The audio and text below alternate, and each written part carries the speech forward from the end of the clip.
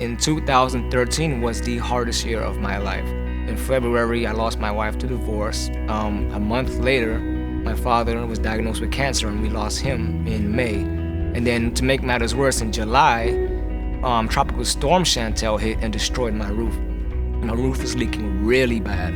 And I filed a claim with the insurance company. They said they're gonna fix it, so I left it at that. And August of 2014, the insurance company settled the claim, but they said it's gonna take a while for me to get the funds. The only problem was they ended up dropping me and I lost the price that I had and I had to get a new insurance company. So now my mortgage went from $900 a month, which I was paying by myself, to $1,500 a month.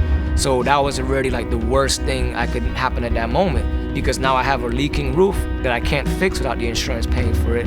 And also I couldn't do anything because I was kind of bound financially because of that mortgage being so high. But I kept growing, giving, serving, and connecting at Trinity Church. And they finally mailed a check off. When it took so long, I called them. I said, hey, why is the check taking so long? They says, oh, we mailed it to the wrong state. We lost your check. We're gonna have to reissue it. I was really devastated. So then they said we're gonna end up giving you a new one by February. So February 2015, they mailed the reimbursement check, the second check. They said they're gonna go to the attorney's office. So I end up calling the attorney's office and say, did you get the check? They says, oh, sorry, Mr. Ramjohn, we can't find your check. I said, you gotta be kidding me. This is the second time you guys lost a check.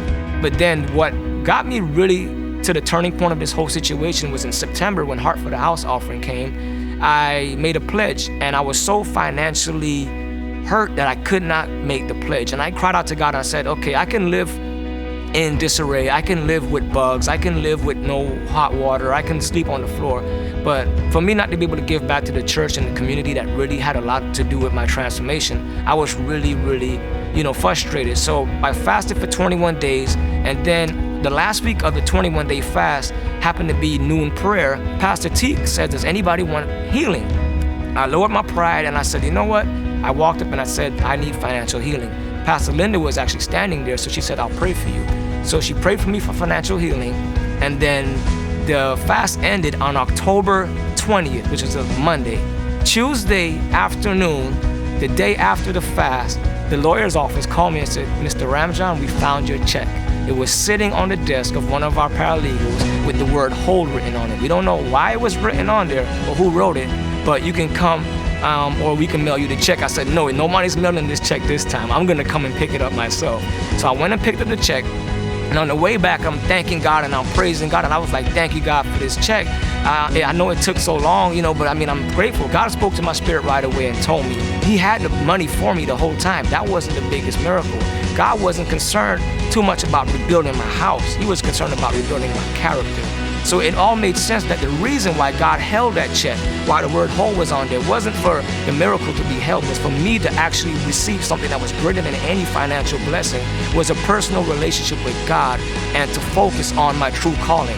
So I just encourage anybody that's going through a situation where maybe they feel like God is quiet or silent or He's not hearing their prayers. God has heard every word from the minute you thought about praying. But just remember that God said that He will never leave us or forsake us, that His word is true. So no longer will I complain or cling to the things of this earth, because heaven and earth shall pass away. But I know in my heart that the only thing that remains firm is the things that I cling to is the promises of God, and those things will never fail.